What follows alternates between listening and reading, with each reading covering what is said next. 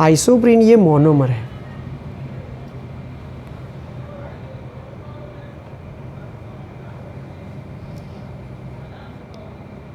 तो कुदरती रबर एक पॉलीमर है जिसमें मोनोमर जो है वो आइसोप्रीन होता है।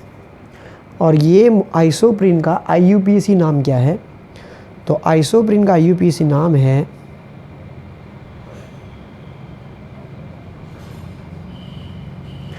2-मिथाइल ब्यूटा 1,3-डाइन।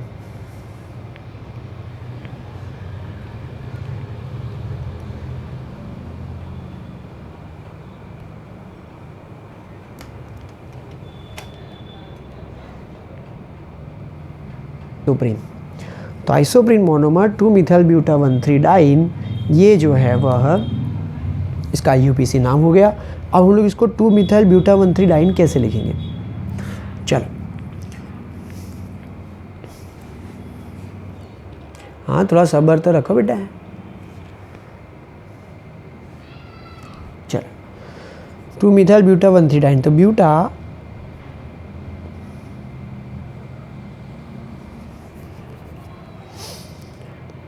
ये हो गया ब्यूटेन, ब्यूटा 1,3-डाइन। अब उसमें भी दूसरे पर मिथाइल है, संयोजकता के हिसाब से हाइड्रोजन रख दो। ठीक है, ये है आइसोप्रीन 2-मिथाइल ब्यूटा 1,3-डाइन, ये है मोनोमर। अब यह श्रृंखला में मतलब कि रेखीय रूप से एक दूसरे के साथ जुड़ते हुए जाते हैं। तो क्या करना पड़ेगा कि कोई एक बॉन्ड को जो है हम लोगों को ब्रेक करना पड़ेगा। ठीक है, तो वो डबल बॉन्ड जो है वो कौन सा ब्रेक होगा? तो डबल बॉन्ड जो है वो यहाँ पर इस तरह से ब्रेक होगा कि पहले मैं ये 2 कार्बन लिखता हूँ। ठीक है, ये मैंने 2 कार्बन लिख दिए, ये वाले कार्बन और ये CH। ठीक है, अब इस कार्बन पर 2 चीज़ें हैं, CH3 और CH2। तो मैं इस CH3 को लिख रहा हूँ, ये लिख दिया मैंने CH3, और ये है CH2, ये मैंने लिख दिया इस तरह से CH2। लेकिन ये वाला जो डबल बॉन्ड है वो क्या हो चुका है? सिंगल। तो ये वाला क्या होगा? आगे जाएगा इस तरह से। ठीक है, ये वाला डबल बॉन्ड का पाई बॉन्ड ब्रेक हो गया, यहाँ पर आ गया, उसकी संयोजकता खुल गई।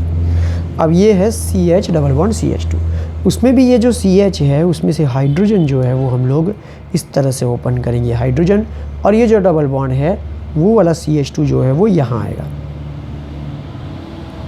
लेकिन डबल बॉन्ड का हम लोगों को कर देना है सिंगल बॉन्ड, तो दूसरा जो सिंगल बॉन्ड जाएगा वो इस तरह से जाएगा। ठीक है, दोनों डबल बॉन्ड क्या हो गए? सिंगल बॉन्ड हो गए। तो अब कार्बन की संयोजकता हमको गिननी पड़ेगी। ये कार्बन की संयोजकता कम हो रही है, दोनों कार्बन की 3-3 संयोजकता है, तो इसको हम लोगों को क्या करना पड़ेगा? Double bond. कैसे? जैसे यहाँ किया था। ठीक है ना, ये दोनों डबल बॉन्ड जो है वो सिंगल हो गए थे, तो जो सिंगल था वो वाला संयोजकता के हिसाब से डबल बॉन्ड हो गया था। यहाँ पर भी ऐसा ही हो रहा है, ये दोनों डबल बॉन्ड क्या हो रहे हैं? सिंगल, लेकिन ये जो सिंगल बॉन्ड था वो क्या आ जाएगा? संयोजकता के हिसाब से डबल बॉन्ड हो जाता है। अब यही श्रृंखला जो है वो आगे बढ़ती जाती है। ठीक है, इसकी कॉपी जो है मैं यहाँ पर कर देता हूँ। तो पहले ये CH2, ये कार्बन, और ये CH3 डबल बॉन्ड CH2H। तो आप लोग इसको गौर से देखोगे तो जो वाला यहाँ पर ऊपर की तरफ थे हाइड्रोजन और CH3, वो यहाँ नीचे की तरफ आ गए, और जो CH2 ये डबल बॉन्ड की यहाँ पे नीचे की तरफ थे, ये डबल बॉन्ड से ये CH2 दोनों जो है वो ऊपर की तरफ आ गए, और यही श्रृंखला जो है वो आगे चलती जाती है। ठीक है, और इस तरह से हम लोगों को जो ये पॉलीमर मिलता है वो पॉलीमर का नाम हम लोग लिख सकते हैं सीस। सीस क्यों आया? 11th में हम लोग पढ़ चुके हैं। डबल बॉन्ड की दोनों तरफ जो है वो परमाणु यहाँ पर समान है या अणु समान है। चलो, सीस 1,4 पॉली आइसोप्रीन। ठीक है, तो आइसोप्रीन मोनोमर, उसका IUPAC नाम ये रहा, उसका पॉलीमराइजेशन किया, हम लोगों को मिला पॉली आइसोप्रीन, लेकिन इसका पूरा नाम है सीस 1,4 पॉली आइसोप्रीन। ठीक है। तो cis 1,4 पॉलीआइसोप्रीन को हम लोग किसके नाम से पहचानते हैं? कुदरती रबर से। चलो,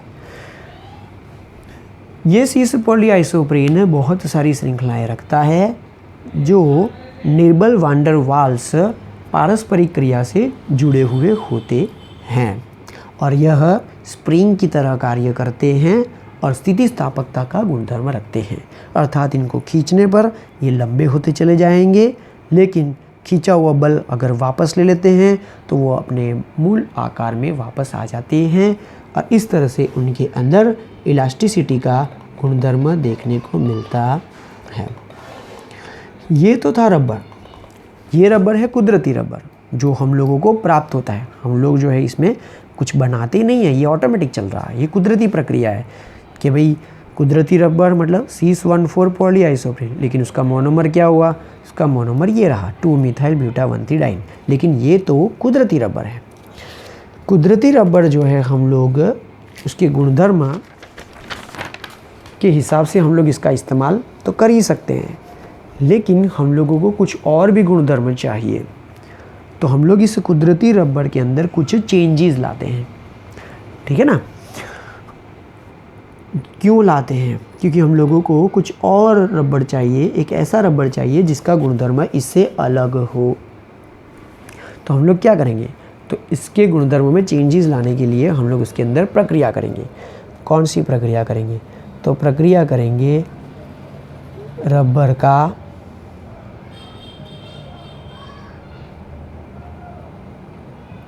वल्केनाइजेशन।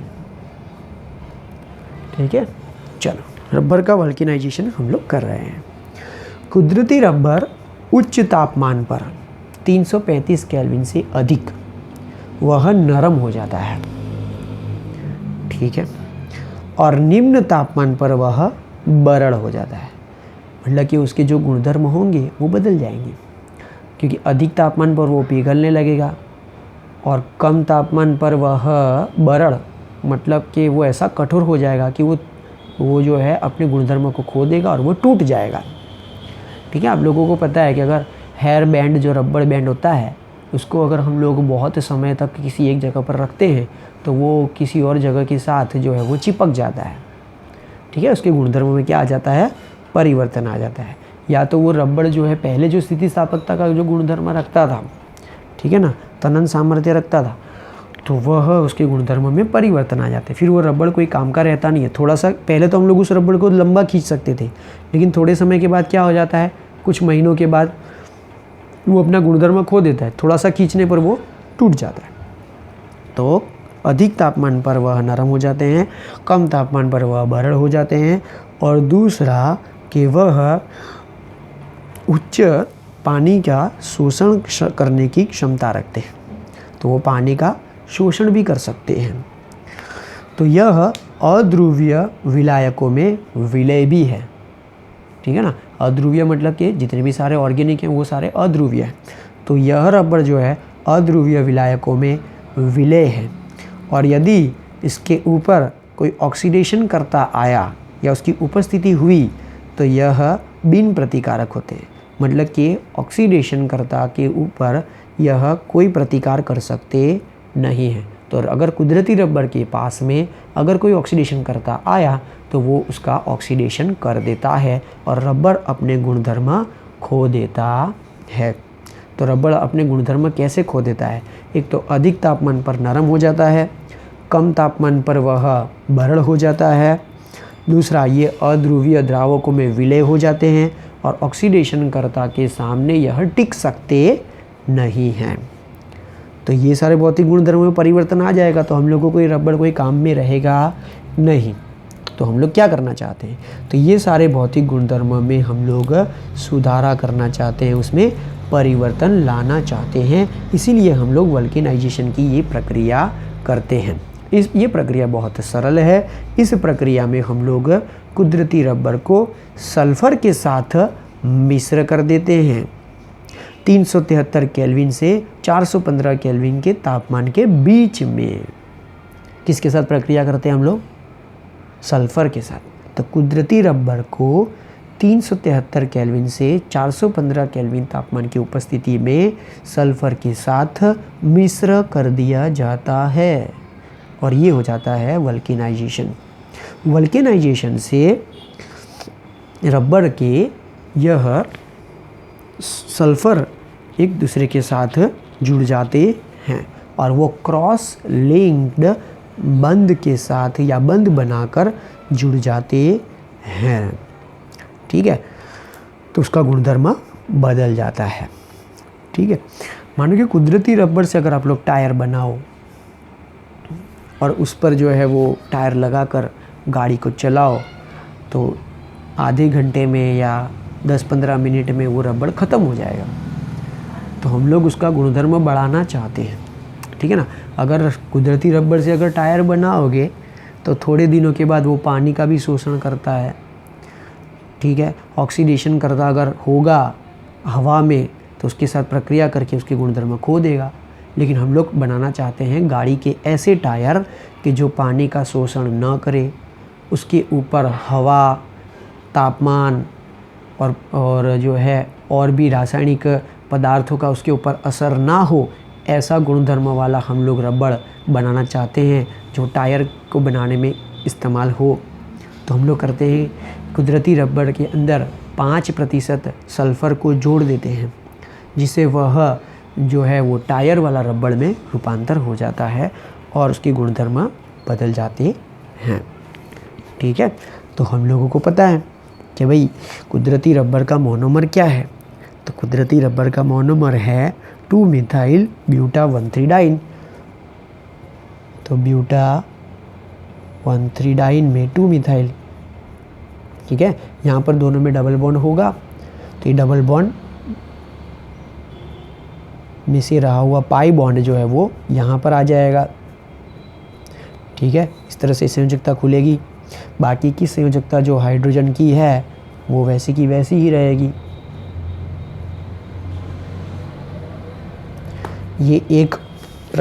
ये आप लोगों का एक कुदरती रबड़ का एक मोनोमर, दूसरा कुदरती रबड़ का दूसरा मोनोमर, उसकी मिरर इमेज नीचे बना रहा हूँ मैं। ठीक है, यहाँ पर भी 2-1,3 डबल बॉन्ड थे लेकिन वो पाई बॉन्ड यहाँ पर आ गए। अब ये दोनों संयोजकता किससे संतुष्ट हो जाती है?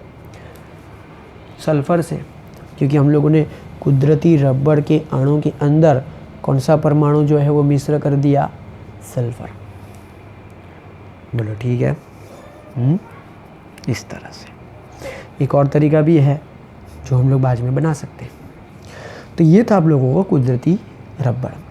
अब हम लोग बात करते हैं संश्लेषित रबड़ की।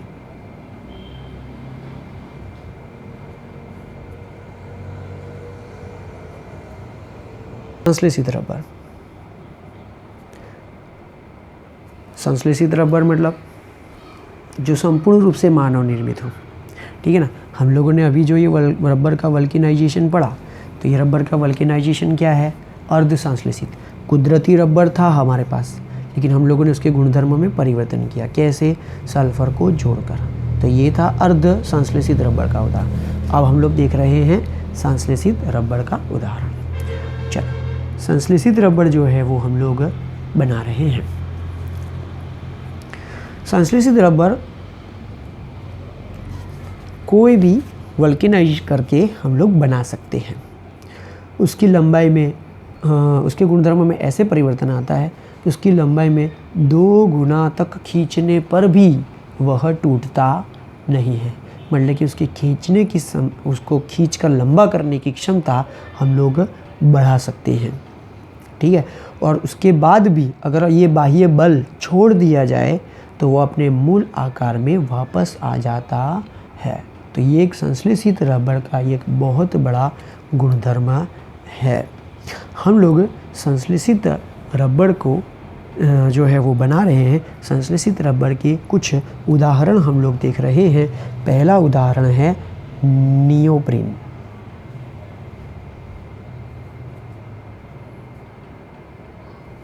चलो, नियोप्रीन का दूसरा नाम है पॉलीक्लोरोप्रीन।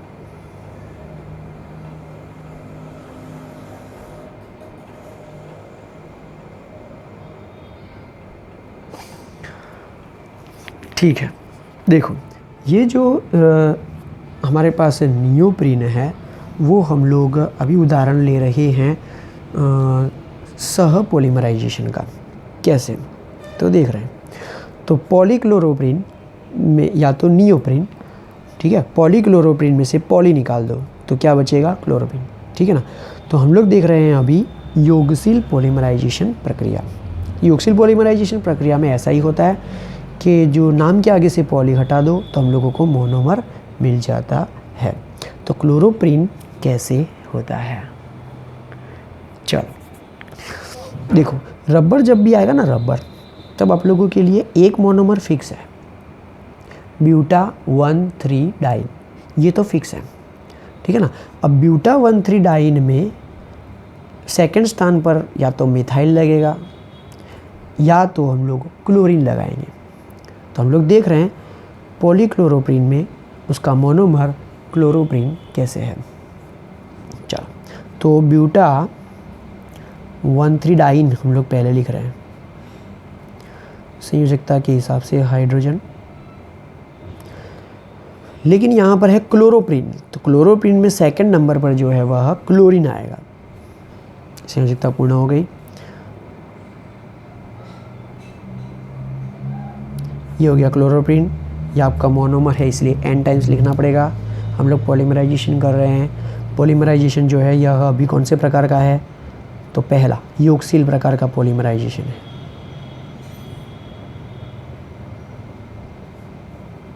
क्या होगा योगशील पॉलीमराइजेशन में कि भाई जितने भी परमाणु हैं वो सामने वैसे के वैसे ही रहते हैं।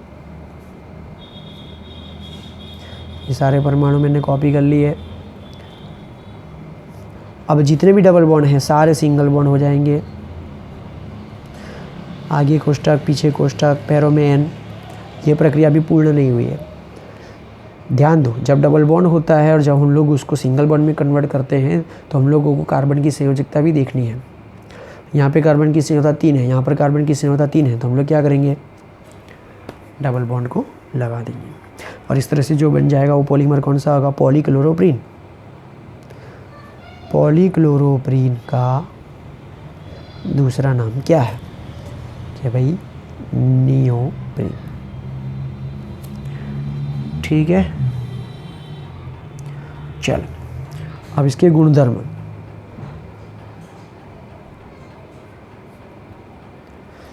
तो पॉलीक्लोरोप्रीन के गुणधर्म, वनस्पतिज और प्राणिज तेलों के प्रति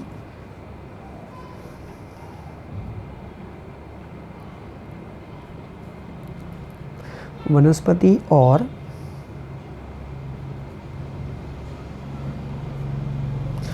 प्राणिज तेल के अच्छे प्रतिकारक हैं। उसका मतलब ये हुआ कि ऐसे रबड़ के ऊपर वनस्पति तेल और प्राणी तेल दोनों का कोई भी असर होता नहीं है। चल, इसके उपयोग, कन्वेयर बेल्ट्स, आप लोगों ने देखे होंगे कन्वेयर बेल्ट्स, वो फैक्ट्रीज़ में देखने को मिलते हैं। कोई चीज़ एक जगह से दूसरी जगह लगातार सतत भेजनी पड़ती है, उसके लिए कन्वेयर बेल्ट्स होते हैं, ठीक है, जो कोई भी चीज़ को एक जगह से दूसरी जगह फैक्ट्री में ले जाते हैं। अर्थात दूसरा और भी उदाहरण हो सकता है कि हम लोगों को कोई भी पदार्थ रोज़ाना जो है लगातार नीचे से ऊपर चढ़ाना हो तो भी कन्वेयर बेल्ट ही होता है, ठीक है। तो कन्वेयर बेल्ट को बनाने के लिए हम लोग नियोप्रीन या पॉलीक्लोरोप्रीन का इस्तेमाल करते हैं। दूसरा है गैस्केट। ये गैस्केट क्या होता है कि भाई कोई दो परत हो, उन दो परतों के बीच उनको जोड़कर बीच में हवा भरनी हो, या तो कोई भी ऐसा द्रव भरना हो या हवा भरनी हो कि वो वहाँ से बाहर ना आ पाए, तो उसको सील करने के लिए हम लोग उसके ऊपर एक परत लगाते हैं, उसे हम लोग कहते हैं गास्केट। तो गास्केट के बनावट में हम लोग इस्तेमाल करते हैं। एक उदाहरण हम लोग ले सकते हैं कि अगर आप लोग पेट्रोल की टंकी का ढक्कन देखो तो उसके ढक्कन के ऊपर एक रबड़ का परत होता है, ठीक है ना। तो वो रबड़ ऐसा होना चाहिए कि जो पेट्रोल की वाष्प के साथ या पेट्रोल के साथ प्रक्रिया न करे। अगर सामान्य रबड़ लोगे तो वो तो अध्रुवीय द्रावकों में विलय होता है। अगर सामान्य रबड़ लेंगे तो पेट्रोल के साथ क्या हो जाएगा, पिघल कर जो है वो वहाँ से हट जाएगा। तो वहाँ पर जमने के लिए ऐसा हम लोगों को रबड़ रखना है कि पेट्रोल की वाष्प को बाहर ना आने दे, पेट्रोल जितना है अंदर उतना ही रहे, उसके आयतन में कोई परिवर्तन ना आए। इसीलिए इसके ढक्कन के ऊपर, उसकी टंकी के ढक्कन के ऊपर हम लोग जो रबड़ देखते हैं वो होता है गास्केट के रूप में इस्तेमाल किया गया नियोप्रीन, जो उसे हम लोग बोलते हैं गास्केट। नेक्स्ट, तो रचना हो गई गास्केट। अब नेक्स्ट देखते हैं पानी के पाइप, ठीक है ना, उसके उत्पादन में हम लोग बना सकते हैं पानी के पाइप। सामान्य रबड़ जो होता है वो पानी का क्या करता है, शोषण, लेकिन हम लोगों को यहाँ पे ऐसा जो है रबड़ लेना है कि जो पानी के साथ प्रक्रिया ना करे, तो ये होता है नियोप्रीन। चलो नेक्स्ट।